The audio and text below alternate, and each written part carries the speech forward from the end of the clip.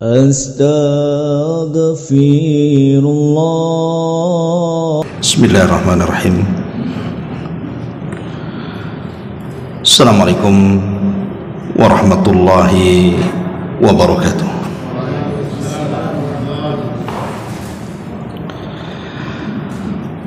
Alhamdulillah,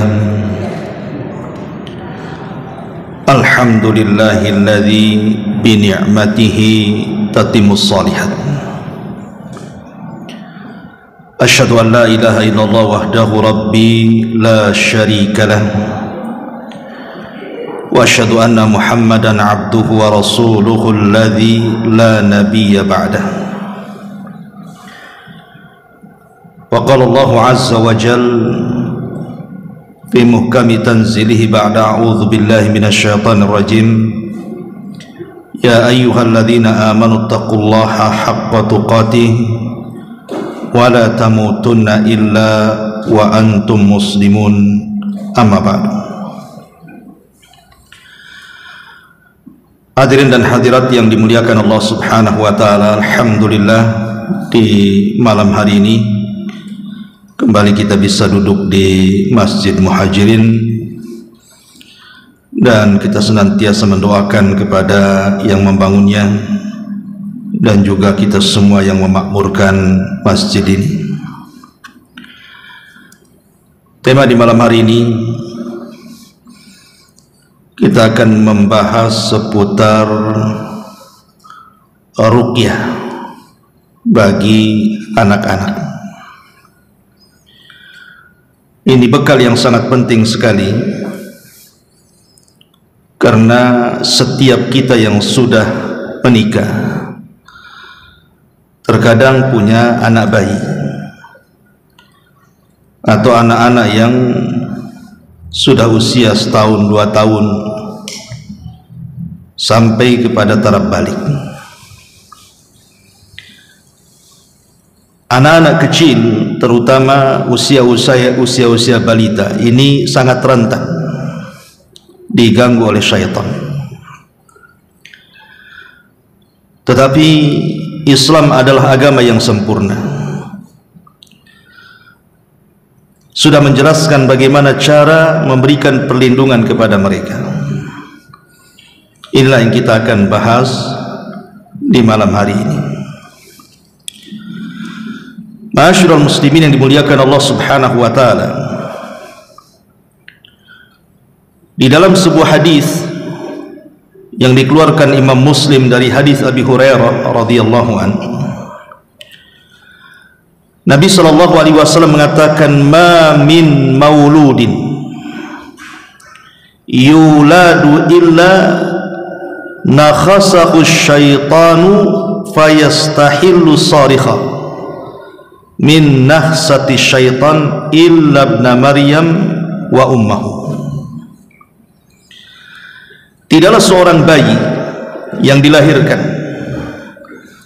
kecuali setan akan menekannya atau menusuknya, sehingga bayi itu akan berteriak dan menangis disebabkan tusukan itu, kecuali Nabi Isa bin Maryam dan ibundanya Maryam bintu Imran. Hadis ini dikeluarkan Imam Muslim. Jadi berdasarkan hadis ini kita tahu bahwa salah satu penyebab tangisan bayi di malam hari atau tangisan bayi saat dilahirkan adalah karena ada sentuhan setan di sini, sehingga dia berteriak disebabkan tusukan itu. Tapi tusukan itu tentu tidak memadaratkan si bayi, tidak. Akan tetapi tusukan itu hanya ingin memberitahu bahwa syaitan mengumandangkan genderang perang, bahwa dia adalah musuhnya sampai kiamat. Jadi mulai brojol saja setan sudah mengumandangkan perang, saya ini musuh, sambil ditusuk tuh lambungnya. Dari sini kita tahu bahwa permusuhan syaitan itu dari bayi kita sudah musuhan sampai kiamat dibangkitkan. Makanya kenapa kemudian Nabi SAW sangat menganjurkan sekali kepada kita apabila seorang suami istri melakukan hubungan intim untuk berdoa. Salah satu doanya adalah yang diajarkan Nabi SAW. Kata Nabi SAW, inna ahadakum idza ata ahlah, salah seorang di antara kalian apabila mendatangi keluarganya, maksudnya hendak melakukan hubungan suami istri, wa qala, dan dia mengatakan bismillah Allahumma jannibna syaitan wa jannibis syaitan ma razaqtana, farazaqa waladan lam yadurrahu syaitan. Kemudian keduanya membaca bismillah dengan menyebut nama Allah. Ya Allah, jauhkan dari kami syaitan, dan jauhkan syaitan dari apa yang kau rizkikan kepada kami. Maka kalau Allah subhanahu wa ta'ala berikan rizki seorang anak, maka syaitan tidak akan memadaratkannya. Maknanya anak ini kalau sudah besar tidak mudah disesatkan setan, dan kalaupun tergelincir akan diberikan taufik dan mudah bertobat. Lihat bagaimana Nabi SAW sudah mengantisipasi. Sebelum ada tusukan setan kepada bayi saat lahir, maka sebelum bayi itu tercetak dalam rahim seorang ibu, kita sudah berlindung kepada Allah. Allahumma jannibna syaitan wa jannibis syaitan ma razaqtana. Ya Allah, jauhkan syaitan dari kami dan jauhkan syaitan dari apa yang akan kau berikan rizki kepada kami, sehingga sekalipun bayi itu lahir kemudian ditusuk syaitan tidak akan madaratkan dia. Ma'asyiral muslimin yang dimuliakan Allah Azza wa Jalla, bahkan lebih daripada itu, Nabi SAW sampai mewanti-wanti kepada kita orang tua. Kata Nabi SAW, idza kana junhul laili aw amsaytum fakaffu sibyanakum fa inna syayatina tantashiru hina idin, fa idza dhahabat sa'atun minal laili fakhalluhum wa aghliqul abwab wadhkuru ismallah fa inna syaitan la yaftahu baban mughlaqah. Kata Nabi SAW, jika gelapnya malam telah merayap datang atau waktu senja telah datang, maksudnya mendekati tenggelamnya matahari, waktu maghrib, maka tahanlah anak-anak kecil kalian, karena para syaitan mulai menyebar pada waktu itu. Dan jika telah berlalu satu waktu dari malam hari, artinya sudah sampai masuk isya, maka bolehlah kalian melepaskan mereka dan tutuplah pintu-pintu dengan menyebut nama Allah, karena setan tidak akan mampu membuka pintu yang ditutup. Dalam riwayat, hammirul aniyata wa auqiul askiyata wa ajibul abwaba wa aqfi'u sibyanakum indal masah fa inna lil jin intisharan wa khutfatan, rawahul Bukhari. Tutuplah tempat-tempat makan kalian, tutup rapatlah tempat-tempat minum kalian, tutuplah pintu-pintu kalian, dan janganlah anak-anak kalian ketika sore hari bersebaran atau bertebaran, karena sesungguhnya jin itu selalu berkeliaran dan melakukan penculikan. Bahkan Syekhul Islam Ibn Taimiyah menceritakan di zamannya pernah terjadi kepada seorang anak diculik jin, dibawa terbang ke langit. Makanya kenapa di waktu-waktu seperti itu jangan sampai anak kita keluar sudah mendekati waktu maghrib itu, disuruh masuk. Ma'asyiral muslimin yang dimuliakan Allah Subhanahu wa ta'ala, Maka dari beberapa riwayat ini kita tahu bahwa syaitan tidak akan melepaskan anak-anak kita. Makanya apabila mungkin anak kita ini yang masih bayi, umur setahun 2 tahun gitu ya, yang masih dalam pangkuan kita, masih balita, tiba-tiba kemudian menangis terus di tengah malam. Ada berapa kemungkinan kan menangisnya bayi di malam hari itu? Ya kalau karena mungkin dia haus atau lapar, ya mungkin tidak ada masalah, tinggal dikasih minum, dikasih makan, selesai. Tapi terkadang bukan itu penyebabnya. Sudah dikasih susu ya sudah, dikasih makan ya sudah, tapi masih nangis juga.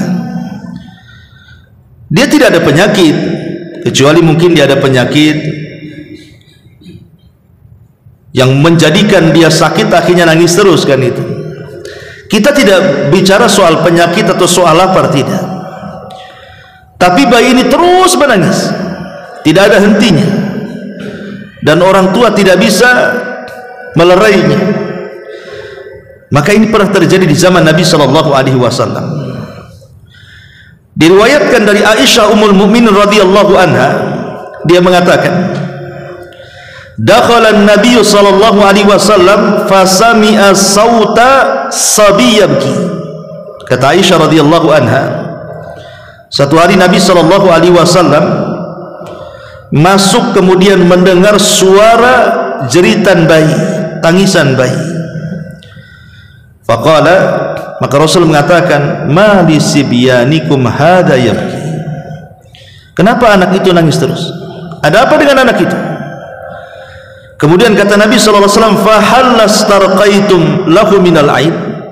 Kenapa kalian tidak meruqyah? Jangan-jangan anak itu terkena ain. Jadi penyakit ain ini juga bisa menimpa anak-anak walaupun masih bayi. Dalam riwayat yang dikeluarkan oleh Imam Malik dalam kitabnya Muwatta dari Urwah ibn Zubair radhiyallahu an, dia menceritakan, jadi satu hari Nabi SAW masuk ke rumah Ummu Salamah, dan di rumah itu kebetulan ada bayi yang sedang menangis kencang.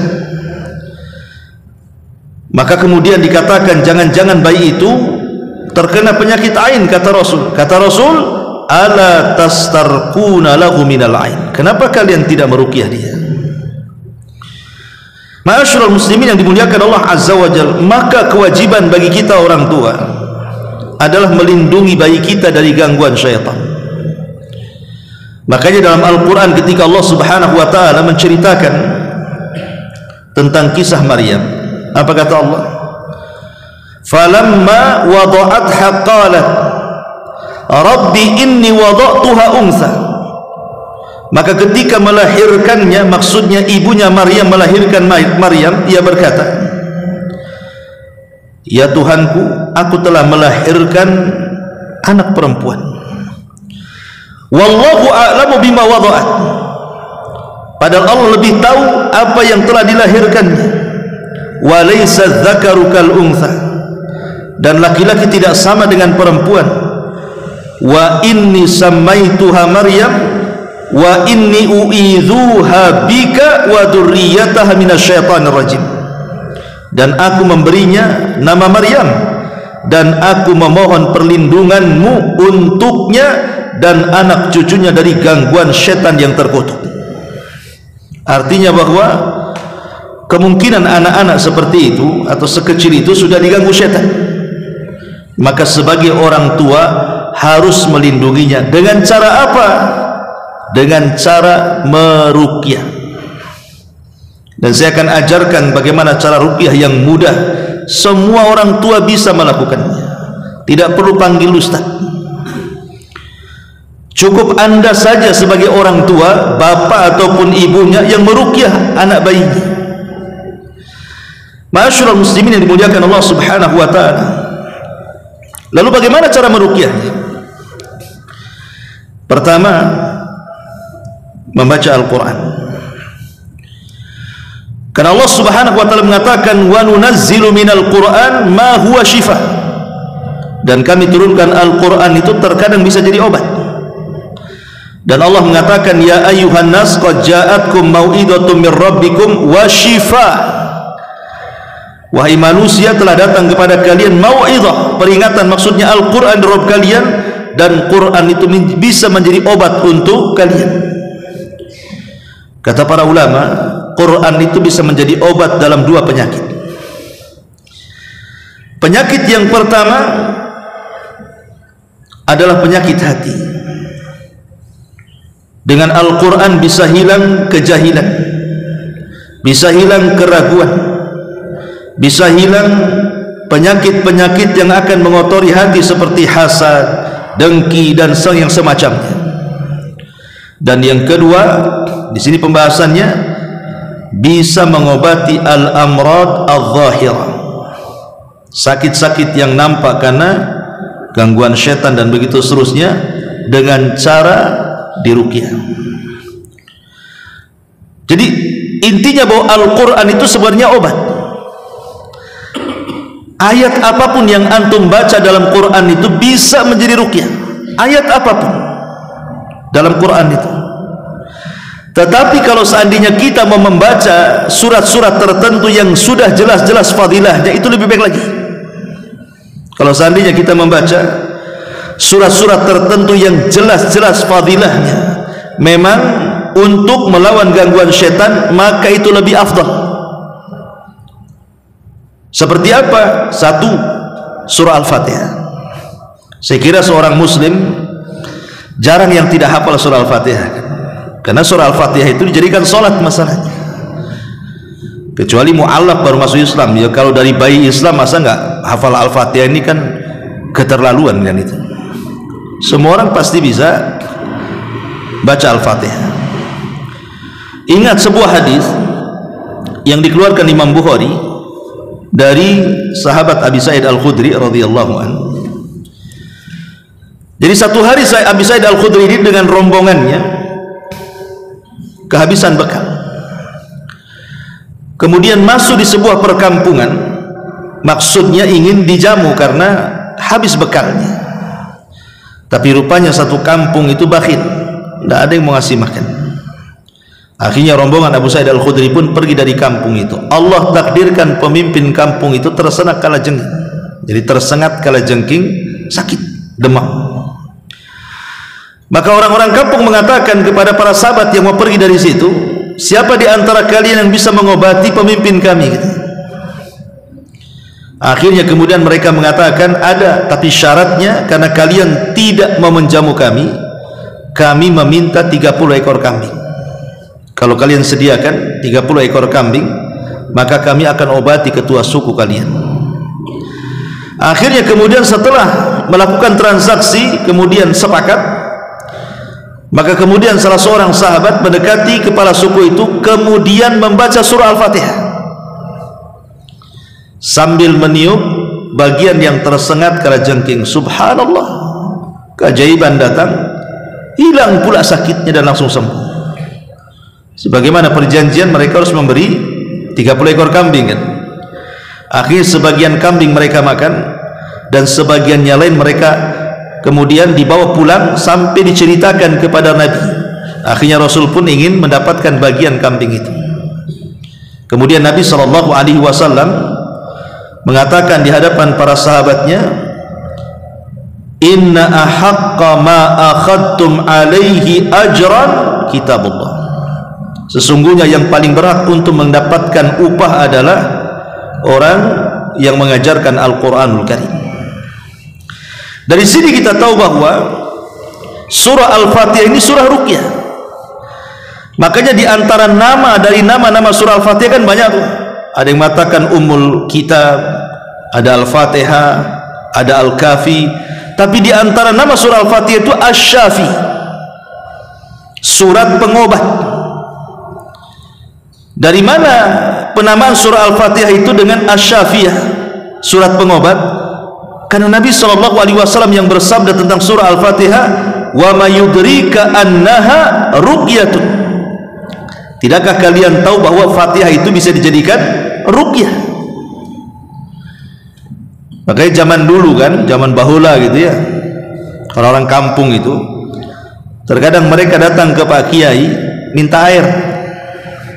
Pak Kiai ini tidak ada yang dibaca kecuali Fatihah saja, tetapi bisa menyembuhkan. Karena memang surah Al-Fatihah itu surah ruqyah. Kan mudah kita pegang anak kita, kemudian kita pegang kepalanya atau pegang perutnya, kemudian kita baca surah Al-Fatihah saja kan. Itu kan ruqyah yang sangat mudah sebenarnya. Ditambah-tambah kemudian setelah surah Al-Fatihah Anda baca surah Kursi. Ayat Kursi apa? Karena ayat Kursi itu ayat yang paling agung di dalam Al-Quran, sebagaimana disebutkan di dalam hadis Ubay bin Ka'ab radhiyallahu an. Nabi SAW mengatakan, ya Abal Munzir, atadri ayati min kitabillah ma'aka a'zam. Wahai Aba Munzir, tahukah ayat yang paling a'zam dalam Quran, yang paling agung dalam Quran? Maka beliau mengatakan, Allah wa rasuluhu a'lam, Allah dan Rasulnya yang tahu. Maka Rasul bertanya lagi, tahukah engkau wahai Aba Munzir, wahai Ubay, ayat yang paling agung dalam Quran?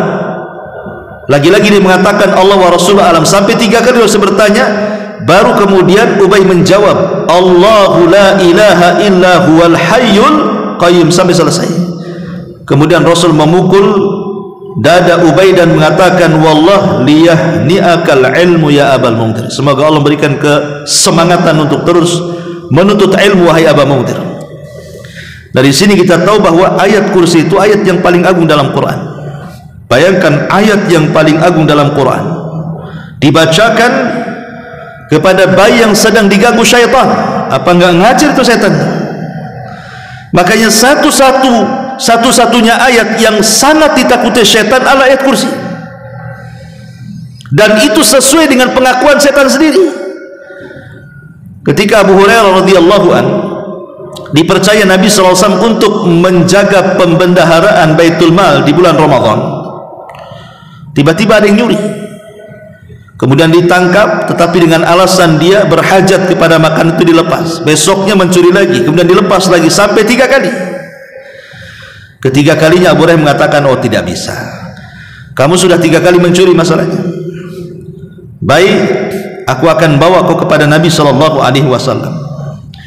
Tiba-tiba mencuri ini mengatakan, da'ni u'allimuka kalimat, ya Abu Hurairah, maukah kau lepaskan aku, dengan imbalan aku akan ajarkan kepadamu beberapa kalimat. Kemudian kata Abu Hurairah, mahi, apa itu kalimat yang kau akan ajarkan kepadaku? Maka orang ini mengatakan, idza awaita ila firashika faqra ayatal kursi, Allahu la ilaha illa huwal hayyul qayyum ila akhir, fa innaka lan tazala alayka minallah hafidhun wa la yaqrabannaka syaitanun hatta tusbiha. Ya Abu Hurairah, apabila engkau menuju pembaringanmu, maka bacalah ayat Kursi, Allahu la ilaha illa huwal hayyul qayyum. Kalau engkau membaca ayat ini kemudian engkau tidur, engkau akan terus dijaga Allah dan tidak ada satupun setan yang akan mendekati. Kemudian Abu Hurairah melepas orang ini. Keesokan harinya bercerita kepada Rasul. Kata Nabi SAW, ya Abu Hurairah, orang yang semalam kau tangkap tahu siapa dia? Tidak tahu wahai Rasul. Kata Nabi, itulah syaitan. Setan yang mengajarkan kamu ayat Kursi itu. Sadaqaka wa huwa kadzub. Dalam masalah ini dia benar ngomong sama kamu, tapi dia itu pendusta, kata Rasul. Khusus masalah ini benar, tapi yang lainnya pendusta. Lihat bagaimana setan membocorkan rahasia kan. Ayat yang paling ditakuti mereka ayat Kursi itu. Setan sendiri yang membocorkan rahasianya. Makanya kalau kita kemudian meruqyah bayi kita yang sedang nangis terus di malam hari, pegang bayi itu, kemudian kita baca surah Al-Fatihah, kemudian baca ayat Kursi, dan lebih bagus lagi tambah dengan muawwidhataini, dengan 2 surat perlindungan, Qul a'udzu birabbin nas dan Qul a'udzu birabbil falaq. Karena ada hadis dari Nabi SAW, hadis dari Abi Sa'id Al-Khudri radhiyallahu an, anna Nabi SAW kana yata'awwad min a'yunil jan wa ainil insan falamma nazalatil muawwidhatani akhadha bihima wa taraka ma siwahuma. Nabi selalu meminta perlindungan dari mata-mata jahat dari kalangan syaitan dan mata-mata jahat manusia. Ketika kemudian turun 2 surat perlindungan ini, maka dia terus membaca 2 surat perlindungan dan meninggalkan yang lainnya. Dalam riwayat Ibnu Abbas radhiyallahu anhu, dalam riwayat Ibnu Abis al-Juhani dari Nabi SAW, dia mengatakan, ya Ibnu Abis, ala ukhbiruka bi afdali ma yata'awwadu bihil muta'awwidun. Wa Ibnu Abis, kata Rasul, maukah kuhabarkan kepadamu sebaik-baik perlindungan bagi orang-orang yang mencari perlindungan dari syaitan? Maka kata Ibnu Abis mengatakan, bala ya Rasul, tentu wahai Rasul. Maka Rasul mengatakan, kul a'udzu birabbil falaq wa kul a'udzu birabbin nas hataini surataini. Maka bacalah kul a'udzu birabbin nas dan kul a'udzu birabbil falaq. Itulah seafdol-afdolnya perlindungan dari syaitan. Ya, kata Nabi SAW, seafdol-afdolnya perlindungan dari syaitan. Makanya Nabi SAW itu tidak pernah meninggalkan 2 surat ini dibaca setiap sebelum tidur. Habis dibaca diucap-ucap dari atas kepala sampai kaki untuk melindungi dari syaitan. Itu Nabi melakukannya. Harusnya kita lebih daripada Nabi SAW, karena kita tidak ada jaminan masalahnya. Ya. Kemudian kalau bisa juga ditambah dengan 1 surat lagi, suratul Ikhlas, surah Qul huwallahu ahad Allahus samad lam yalid walam yulad walam yakul lahu kufuwan ahad. Karena surah Al-Ikhlas ini adalah, kalau kita baca, kita mendapatkan 1/3 daripada Al-Quran. Seolah-olah kita baca surah Al-Ikhlas ini sudah membaca 1/3 dari Al-Quran. Luar biasa. Berarti cukup dari Quran baca Al-Fatihah, kemudian baca ayat kursi, kemudian baca Qul a'udzu birabbin nas, baca Qul a'udzu birabbil falaq, kemudian baca Qul huwallahu ahad. Ini sudah cukup. Saya kira semua hafal. Ya, ini kan ayat-ayat dan surat-surat yang mudah. Lalu ketika kita membaca itu bagaimana caranya? Ya, ada 3 cara yang disebutkan para ulama. Pertama, qira'atuhuma ala abnaika ma'a mashi ajsadihim fi asna'il qira'ah. Pertama, ketika kita membaca surat dan ayat tadi itu, surah Al-Fatihah, Muawwidzatain dan Qul huwallahu ahad serta ayat kursi itu, sambil kita baca, kita usap-usap anak kita dari kepala, badan, kaki, diusap-usap saja sambil baca. Ini cara yang pertama. Cara yang kedua, qiraatul muawwidhataini bainal kaffaini, atau membaca surat-surat itu termasuk juga muawwidhataini dengan menggunakan kedua telapak tangan sambil begini, sambil kita baca seperti ini, membaca Fatihah, ayat kursi, muawwidhataini, Qul huwallahu ahad, ya, sambil ditiup, ya, ditiup-tiup tangannya ini. Kemudian setelah ditiup-tiup dengan mengeluarkan sedikit ludah kita, jadi bukan hanya angin saja, nah, gitu ya, jadi sambil ada ludahnya sedikit keluar. Tsumamsah ajsad abnaika bima tasilu ilaihi yadaika ba'dal qiraati fihi. Setelah kita membaca, pamannya baca Al-Fatihah dulu, selesai baca Fatihah baru kita usapkan, kemudian baca lagi ayat kursi baru kita usapkan, kemudian muawwidhataini baru kita usapkan. Ini cara yang kedua.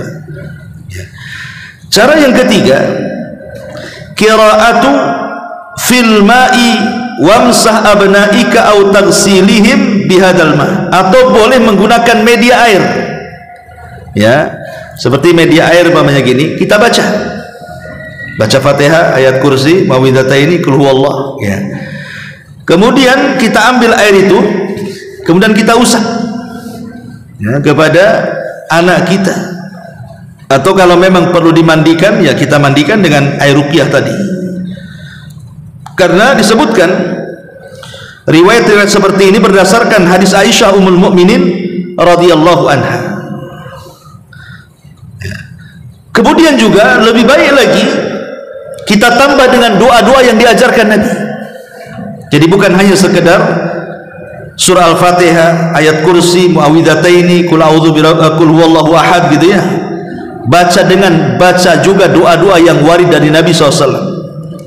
Contoh umpamanya hadis yang dikeluarkan Imam Bukhari dari Abdullah ibn Abbas radhiyallahu anhu, dia mengatakan, kana an-nabiy sallallahu alaihi wasallam yu'awwidul Hasan wal Husain wa yaqul inna abakuma kana yu'awwidhu biha Ismail wa Ishaq a'udzu bikalimatillahi tammati min kulli syaitanin wa hammah wa min kulli ainin lamah. Kata Abdullah ibn Abbas radhiyallahu anhu, Nabi ini selalu meruqyah Hasan dan Husain. Kemudian Nabi SAW mengatakan, sesungguhnya bapak kalian berdua, maksudnya Nabi Ibrahim, juga meruqyah anaknya Ismail dan Ishak. Ya, Nabi itu ketika meruqyah Hasan dan Husain, meminta perlindungan dari gangguan syaitan, itu meniru kakek buyutnya Ibrahim alaihi salatu wassalam ketika meruqyah Ismail dan Ishak. Kemudian membaca doa ini, a'udzu bikalimatillahi tammah, aku berlindung kepadamu dengan kalimat-kalimat Allah yang sempurna, min kulli syaitanin wa hammah, dari kejahatan setiap setan, wa min kulli ainin lamah, dari wahamah dan binatang, dan dari setiap mata-mata yang jahat. Berarti di sini ada 3 perlindungan. Pertama dari syaitan, yang kedua dari binatang, yang ketiga dari mata-mata jahat. Karena 3 inilah penyebab bisa saja anak kita ini tersambet setan. Ya, bisa faktornya dari syaitan, atau mungkin dari binatang-binatang. Binatang-binatang yang menyakiti anak kita, entah semut, entah apa kan begitu, kita nggak tahu kan.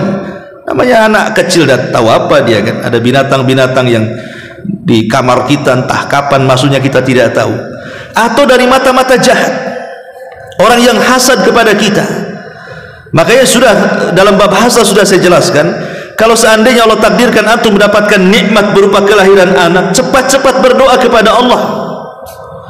Apa doanya?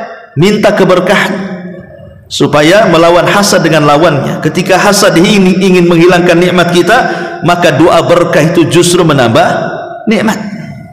Ya. Ini yang pertama.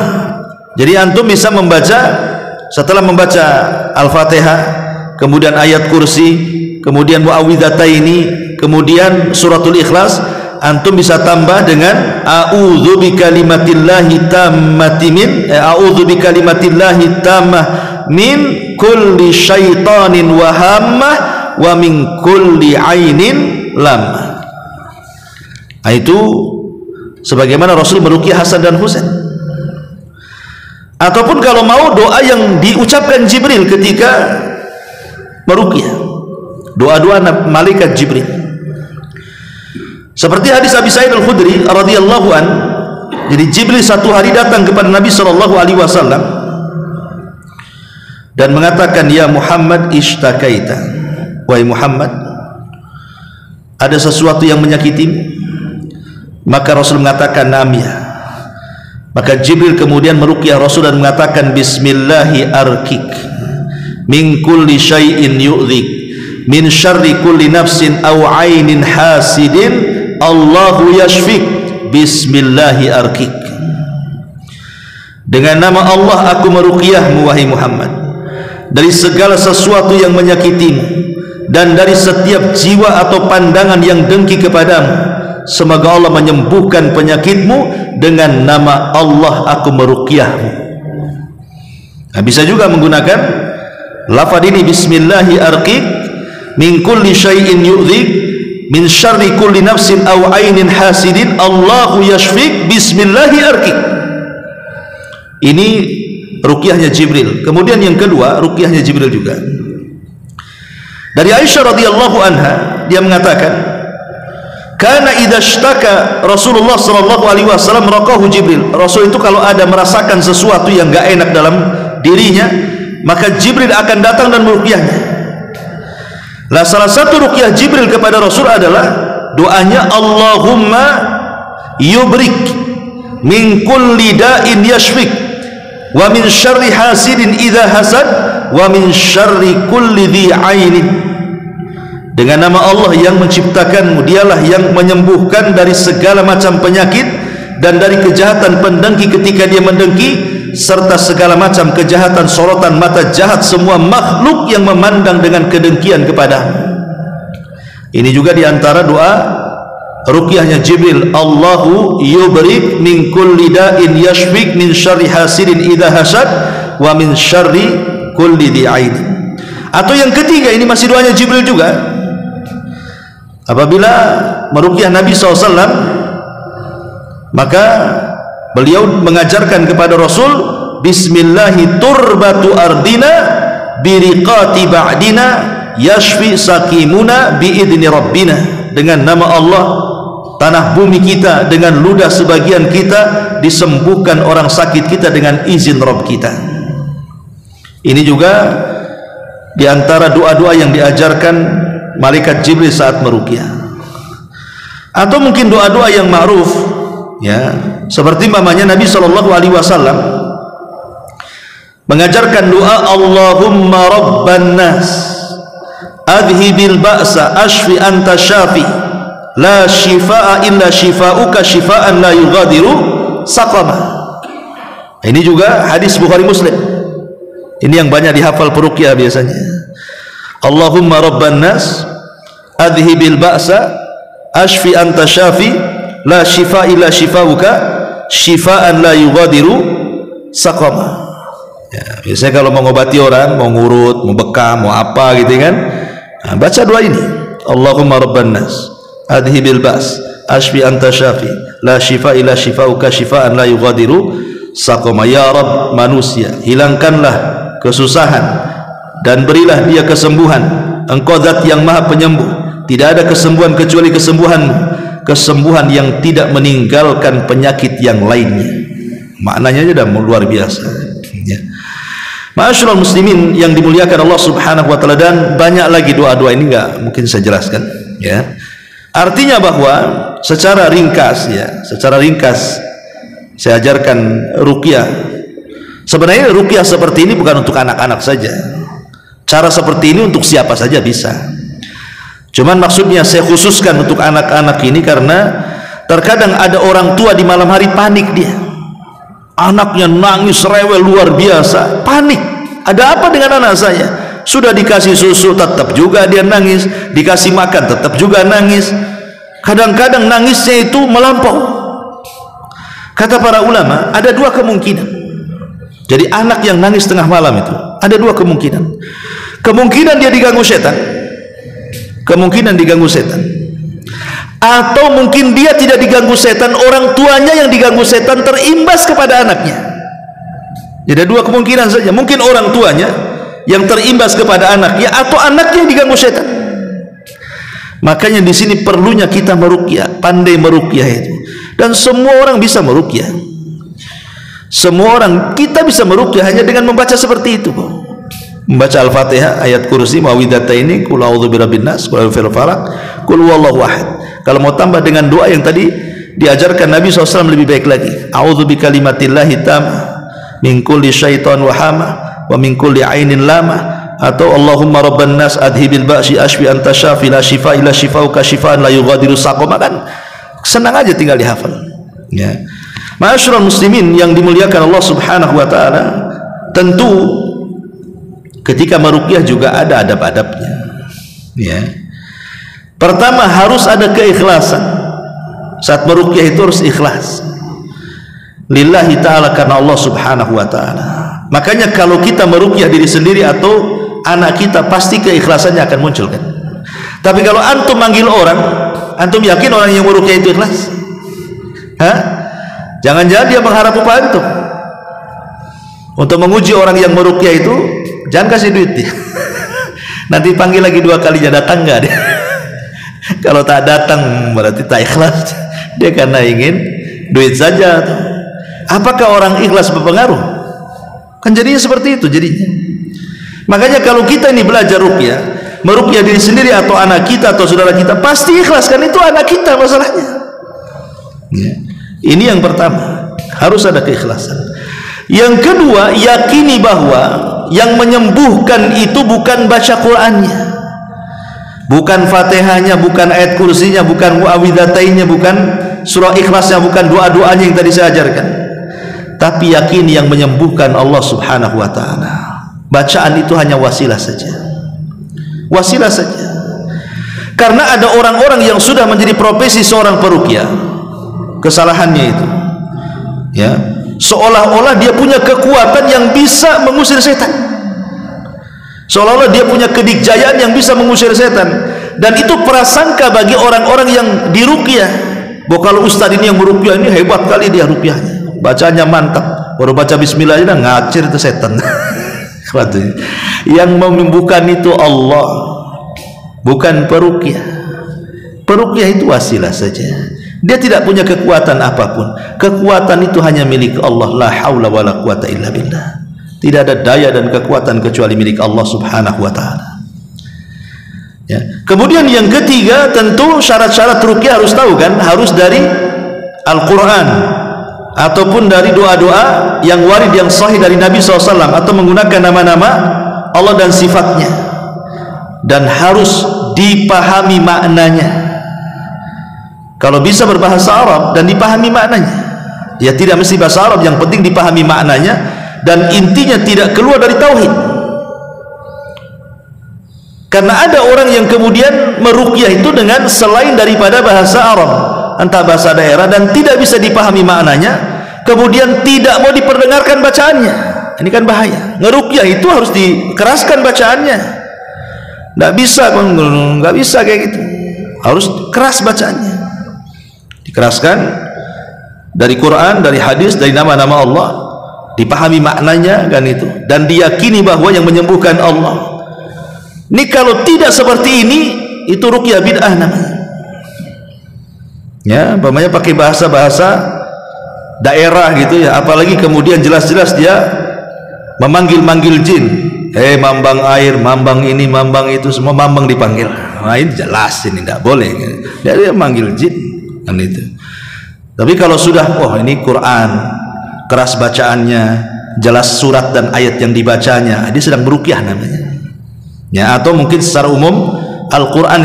Kalaupun tidak hafal ini, ayat-ayat yang lain juga bisa. Semua ayat Quran itu bisa jadi ruqyah. Semua ayat Quran itu bisa diruqyah. Cuman kalau tadi saya katakan, kalau menggunakan ayat-ayat dan surat-surat tertentu yang jelas keutamaannya, itu lebih afdol saja. Bukan berarti ayat yang lain tidak bisa diruqyah, bisa. Karena secara umum itu Al-Quran adalah penyembuh. Ma'asyiral muslimin yang dimuliakan Allah subhanahu wa ta'ala. Kemudian juga jangan menyibukkan berdialog. Umpamanya nih, bukan bayi, kalau bayi kan kadang-kadang susah berdialog ya. Ataupun kita banyak dengan bahasa-bahasa ngajak ngobrol gitu ya. Gak perlu. Ruqyah itu tidak perlu banyak mengajak bicara. Baca saja Quran ya, baca saja Quran, dan tidak perlu kemudian sampai mengancam-ngancam ya, saya bunuh kamu, apa pula bunuh-bunuh ya, kan ada, keluar kamu, saya bunuh kamu, saya cekik kamu. Tidak perlu, baca saja Quran. Apa yang ngancam-ngancam setan? Baca saja Quran. Nanti kalau ada reaksi, kalau memang dia mulai bicara ingin masuk Islam, tuntun ke syahadat kan gitu ya. Tapi kan tidak mungkin bayi bicara, mungkin ini meruqyah orang dewasa ya. Tapi yang jelas bahwa tidak perlu banyak bicara, karena mereka para pendusta. Dikhawatirkan kalau seandainya kita meruqyah orang dewasa yang bisa berdialog, kemudian dia memfitnah orang. Bisa saja kan dia memfitnah orang kan. Dia mengatakan saya disihir orang yang nyihir tetangga sebelah umpamanya. Nah, jadi suudzon sama tetangga. Padahal dia sedang berdusta tuh. Makanya jangan banyak dialog. Bacakan saja Quran. Dan kalau dia bukan mahram kita, jangan disentuh. Saya lihat para peruqyah ini, dia bukan mahram, dia bukan istri, dia bukan apa. Pegang kepalanya, dipegang dadanya, dipegang apa? Nggak boleh. Nabi berbaiat itu, membaiat wanita, tidak pernah menyentuh. Ya, cukup di balik tabir atau ditemani suaminya, kita cukup baca saja.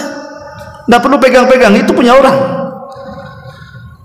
Kalau istri sendiri tidak apa-apa dipegang-pegang sambil ruqyah. Ini istri orang, ada suaminya pula di situ. Suaminya lo nggak ada kecemburuan dipegang-pegang peruqyah ini. Kan aneh kan itu ya. Tidak boleh. Ya.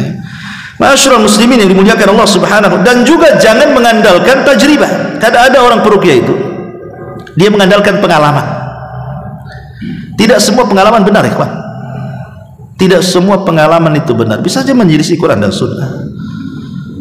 Umpamanya pengalaman dia meruqyah pakai minyak gosok. Ini kalau pakai minyak gosok ini cepat keluar jinnya. Ya.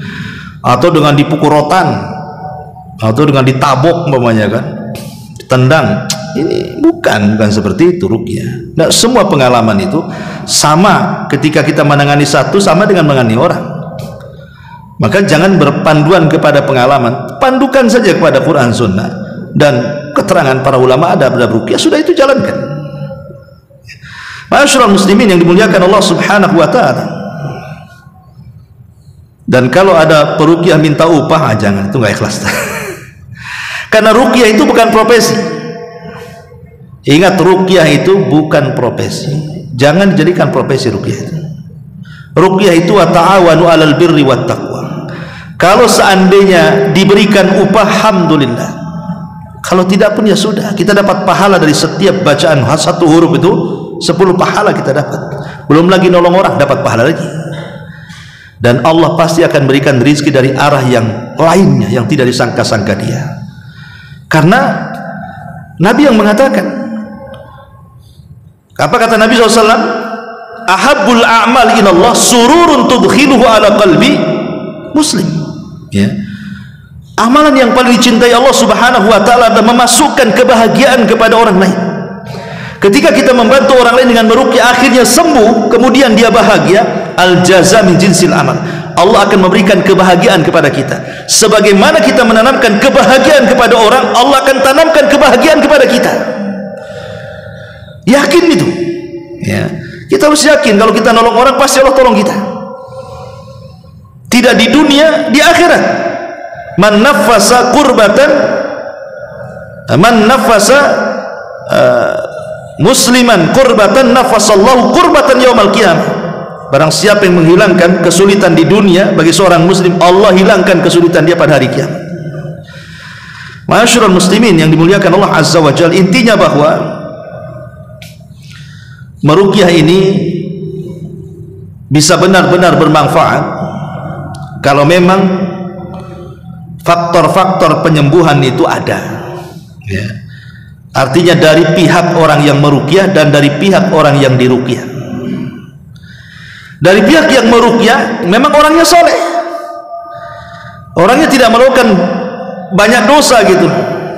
Sekarang orang tidak sholat suruh meruqyah, dia aja perlu diruqyah.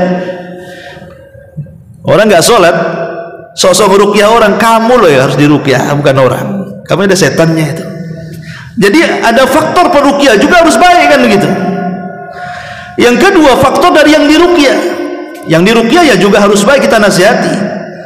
Nanti habis diruqyah ini suruh lebih baik lagi, lebih soleh lagi, suruh rajin lagi sholatnya, jauhi kesyirikan, jauh bid'ah, pokoknya kasih nasihat dia. Kalau dua faktor ini terjadi, maka insya Allah pengobatan itu manfaat. Karena ruqyah ini adalah sesuatu yang ajaib, ikhwatu fiddin, sesuatu yang ajaib. Quran ini membawa keajaiban. Terkadang banyak orang-orang yang sudah ditangani rumah sakit, dokter-dokter dan begitu seterusnya, mereka sudah angkat tangan, tidak tahu apa lagi yang harus dilakukan karena mungkin penyakitnya kronis. Tapi kemudian ketika dia beralih kepada membaca Al-Quran dan diniatkan sebagai penyembuhan, Allah takdirkan dia sembuh. Dan itu banyak kejadian seperti itu. Sekali lagi, maka jangan pernah remehkan ruqyah ini, terutama ruqyah mandiri. Tapi pembahasan malam ini maksudnya, kalau memang ada anak kita nangis tengah malam, jangan sepelekan. Tangisan anak itu jangan disepelekan. Bisa saja karena gangguan setan. Makanya saya ajarkan ruqyah yang mudah, baca Fatihah, baca ayat kursi, muawwidhataini, sama kul huwallahu ahad sambil diusap-usap. Insyaallah biidznillah, ya, kita dengan yakin dan tauhid kita kepada Allah, insyaallah anak kita dijauhkan dari gangguan setan. Wallahu a'lam bishawab. Ini saja yang bisa sampaikan, mudah-mudahan ada manfaatnya. Subhanallah bihamdika, asyhadu an la ilaha illa anta, astaghfiruka wa atubu ilaik. Allahu taala alam. Assalamualaikum warahmatullahi wabarakatuh.